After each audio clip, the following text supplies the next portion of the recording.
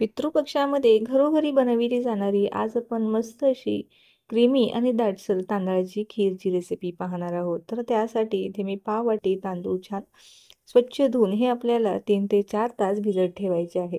खिरीला छान असा सुगंध यावा ना याकरता तुम्ही इथे आंबेमोहोर, इंद्रायणी किंवा बासमती तांदूळ घेऊ शकता. तांदूळ भिजत आहे तोपर्यंत इथं ओलं नारळ थोडंसं मिक्सरला फिरवून घेतलेलं आहे. तांदूळ छान भिजलेले आहे ते आता मिक्सरच्या भांड्यामध्ये आपल्याला छान असे दळून घ्यायचे आहे.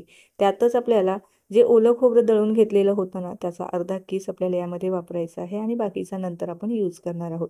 थोडंसं पाणी टाकून आपल्याला याची मस्त अशी पेस्ट तयार करून घ्यायची आहे.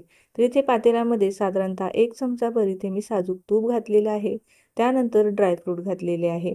ड्रायफ्रूट छान अशी कुरकुरीत झाली की त्यामध्ये आपल्याला जे ओल्या नारळाचा अर्धा चव राहिलेला होता ना, त्यातला मी 1 चमचाभर ओल्या नारळाचा चव ह्या तुपावरती परतवून घेतला. त्यानंतर संपूर्ण अर्धा लिटर दूध आता यामध्ये आपल्याला उकळवून घ्यायचं आहे. त्यातच आपण जी तांदळाची पेस्ट तयार करून घेतलेली होती ना, ती आपल्याला टाकायची आहे. आता जेवढं आपण तांदूळ घेतलेलं होतं ना, त्यासाठी साधारणतः पाऊण लिटर दूध लागतं. आता जी पेस्ट मी तयार करून घेतलेलं होतं ना, त्यातलं 2 चमचे मी साईडला काढून ठेवलेलं होतं. बाकीची सर्व पेस्ट यामध्ये घातलेली होती. नाहीतर आपली खीर जास्त घट्ट झालेली असते. एक 8 ते 10 जणांची खीर आपली एवढ्या मिश्रणामध्ये तयार होते. साखर टाकायची, एक उकळी आणायची, केशर आणि वेलची पूड टाकून मस्त अशी ही जी खीर आहे ना, गरमागरम सर्व्ह करायची. तर रेसिपी आवडल्यास लाईक, फॉलो नक्की करा.